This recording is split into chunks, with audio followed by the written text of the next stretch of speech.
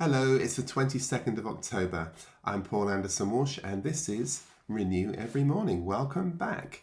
Well, today we are continuing our study from Safe and Sound called Growing in Grace. Yesterday I laid out the foundation for you of these three phases of the Christian life, and I talked about this spiritual maturity curve that takes you from these three sequential phases: little children, young men, and fathers. Non-gender specific, may I point out, they're gender agnostic points, but they are points of the idea was in the natural, so then in the spiritual, and following that maturity curve. And by all means, go back and listen to that because it's an important foundation. But today I want to build on that. I think it might have been A.W. Tozer who said that the most important thing in the world is what you think of God. I remember when I was writing this book, I was thinking to myself, I think maybe that's the second most important thing in the world. I think I've probably come around to Tozer's way of thinking now. But in those days, I thought the first is what he thinks of you. And that to me was a really key point. And I suspect now it's right to think what the most important question is, as Tozer's said it. But this question about what he thinks of you is a fundamental question. Because I think all of our emotional trauma, our anxiety, our fatigue, our worry comes from that single issue. I think it all stems from there because we have this hideous misconception of who God is. This kind of conceptualized, consumerized, angry God that we talk about. This capricious, he loves me, not Jesus, is just completely freaks me out. These misconceptions of who God is and what he's like and what type of people he likes and dislikes have caused us so much trouble. Most of us have only ever really known the God of religion. And the God of religion is a partial God, an excluding God. And I'm sorry to tell you, is no God at all. That's why I love Tillich's work about the idea of when you meet the God who is above God, when your God disappears amongst anxiety and doubt, there is the Christ, the all-sufficient one, who we will find our way toward. But the God of the Bible is the God whose nature is agape. And agape is essentially this: it's other-centered love. God is love, love is God. That is a fixed, unshakable, immutable truth. I came to what was then called faith in 1987. But on reflection, the faith I had at the time was actually faith in my faith in God, if that makes sense to you. I'd exhausted all of my financial and all of my emotional resources. I was spent. I was broken.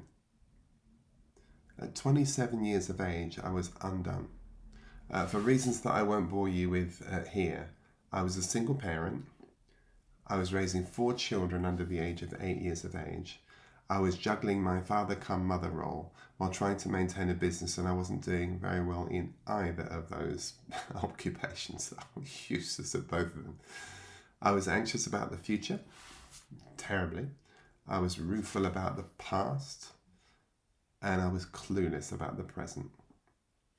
And as it turned out, I entered the kingdom of heaven through the door marked Pentecostalism. It seemed the right door for me at the time, if I'm honest. I took a seat and I ordered a drink in what for me was the last chance saloon of spirituality. Though through a kind of very unenviable set of circumstances, which I certainly wouldn't have chosen for myself, I had learned, I suppose now I can say in a God meant it for good way, that I was a helpless sinner unable to save myself. And in the paradigm of Christianity, I entered through into what I described then as being saved. I had learned another lesson which would take me, I had to learn another lesson, I guess, which would take me maybe 15 years to grasp. Previously, before I was saved, whatever that might mean, I'd not lived for God. And to be honest, nor did I want to do. I was an orphan child raised in a convent, educated by Jesuits. I had my time where I wanted to go off to college and become a Jesuit as well, and then I discovered girls, and that was the end of that. But anyway, that's a different story. But at that point, when I was 27, I hadn't lived for God, nor did I want to do so. I was now, though, in this new environment, I was desperately trying to live for God, but found out I couldn't do so. And I learned the hard way. As much as I was once a helpless sinner, now I was a helpless saint. I would discover at length that true Christianity is not about imitation. It's about participation. But for now, I was caught on the horns of what to me then, in my very naive days, was a Romans 7 dilemma. The good that I wanted to do, I couldn't do. And it's this realization that we cannot live for Him, which brings us to this second and great and wonderful crisis of faith, i.e., the crisis of faith in the self-life, leading us, if we make that lover's leap, to the realization that Christ is our life. So I'm going to I want to just do some work with you today about just thinking about how these phases kind of work I'll do it in a single movement. I'm going to take a little bit of time on this, if you don't mind, because I just think this is really very important. So when I'm working with this book, I'll look at them at various different through lenses. So when I'm thinking about book 1, Safe and Sound, my thinking here, from an identity perspective, what I'm thinking about is locking in the idea that I'm a beloved child. And actually locking in the fact that I'm a beloved child is a massive issue. For someone like me, who was not loved as a child, for someone like me who's abandoned into an orphanage as a child, this is a big ticket piece. Now, you may come from a much more settled, and I hope you do, a much more orderly and normative background where the idea of being loved as a child is not an issue for you. But if it is, walk with me on this, because I know this is going to be a big thing for you. So my identity has to be made firm in that I am a beloved child, 1. And the spiritual phase that kind of gets me across there is the idea of settling into the notion of forgiveness and security. There's just nothing for me to fret about. From a kind of the ontological realization, I guess, the kind of isness of it all, is I am loved. Even though I might have a narrative that I have been very wedded to that tells me that I am unlovable, or I will be loved if I'm a good lover. No, this is I am loved without any condition, without anything up His divine sleeve. God just loves me. And the biblical anchor for that, if you will, is that my sins are forgiven. Now, of course, I had a different understanding of sin originally, and certainly as a young Catholic child, to what I would have now. Now I would just talk about the idea of unconsciousness or mindlessness. And so at a mystical, if I'm going to now look at this child phase through a mystical lens, I'm going to say to you, the ground of my being as safety. So that's immovable. That's very solid. And what happens then is, from a kind of an energy of consciousness piece, what I need to be able to do from an energetic point of view is just to receive that. And then what happens is the spiritual direction is it moves me from spiritual exile to coming home. So do you follow that logic? So that's the child phase. Now, that is big. That's why I said to you yesterday, don't just kind of blow this book off. Oh, yeah, it's a child book, a Sunday school book. No. This is foundational. Now, once that's banked, I can move on to the second phase. And that's what my book, Grace for Grown-Ups, is talking about. And there, if the identity in the first book, this book we're looking at, is being the beloved child, now it's about being a maturing disciple. So now there's something else that's happening. I'm stretching, I'm finding my way, I'm growing, I'm kind of getting my elbows out a little bit, and I'm finding some different things. My spiritual phase here, if in phase one, my spiritual phase in the child phase was about the forgiveness and security and kind of anchoring that, now it's about formation and strength. And of course, the issue becomes crucially whose strength is it? And that's what a lot of Grace for Grown-ups is about. At a kind of ontological realization level, I move from just simply saying I am loved to I live in grace. Now, that's a whole big thing, because that means I live in a paradigm, in a continuum of acceptance. I mean, it's just extraordinary. The biblical anchor here for me, whereas in the child phase, it's your sins are forgiven. The biblical anchor for me here is you're strong and the word abides in you. And we want to push that in the book. I really push the envelope on that.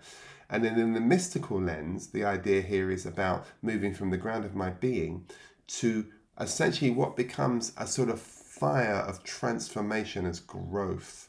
And this is a very big concept of how this transformation takes place, how all the clinging, all the attachments, all the things just begin to burn away, and we're standing in just back in our pre-Adamic state, which is the naked and not ashamed state with God.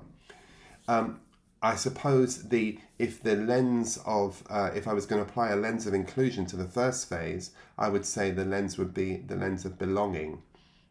If I was going to apply an inclusion lens to the second phase, it's the lens of becoming.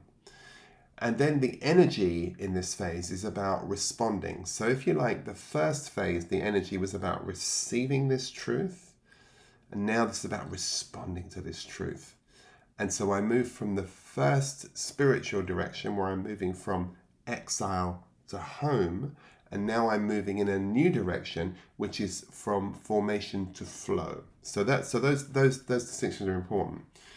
Now the final part is the knowing, I guess, where you move from to knowing Him who is from the beginning. This is the Father phase. This is the bit that I'm kind of sat with at the moment. But I can tell you I can give you the frame for it. The identity here is about being, if the teenage phase, the identity piece is about being a maturing disciple, and the child phase is about being a beloved child, the parent phase is about being the awakened father or mother. Awakening as a spiritual father, awakening as a spiritual mother is what that identity phase is about. The spiritual phase moves from just formation and strength to now being about fullness and union. The ontological realization is this: I am one being. I am one with being itself, which is like nuts. This is why it's taken me a while it's taken me all these years to be able to really grip and get a hold of this. The biblical anchor for this is obviously, you know Him who is from the beginning. And the idea of the mystical lens here would probably be something like Urquhart might talk about, the idea of birth as God's union, which might be quite an interesting idea. And the inclusion lens would move from the child phase of belonging to the teenage phase of becoming to the father phase, or the spiritual parent phase of being. And the kind of that energy of consciousness would move from the child phase, which is about the idea of receiving, to the teenage phase, which is about responding, to the the parent phase, which is about radiating. And the spiritual identity point, whereas I started out my journey in this book of moving from exile to home, I got to the teenage phase where I was moving from formation to flow, and now I'm moving from time to eternity. So this is big ticket stuff. So very simply put, and then I'll come back and finish this up for you tomorrow, but very simply put, this trilogy doesn't simply describe 3 books. It's about one movement, and it's one movement of consciousness. The inclusion of the human life into divine life is what this book's about. Safe and Sound is about the inclusion into grace, the ego's conversion. You are accepted. Grace for Grown-ups is about inclusion with grace, the will's cooperation. You are becoming. And the final book is about inclusion as grace, the soul's union. And that is exactly it. And so maybe inclusion finally is ontology, the realization that there is no outside of God. To know Him who is from the beginning is to see that all beginnings are already held in the same endless now. All right, more tomorrow. That'll do, I think, for today, and we'll pick this theme up again tomorrow. God bless. Have a great day. Bye-bye.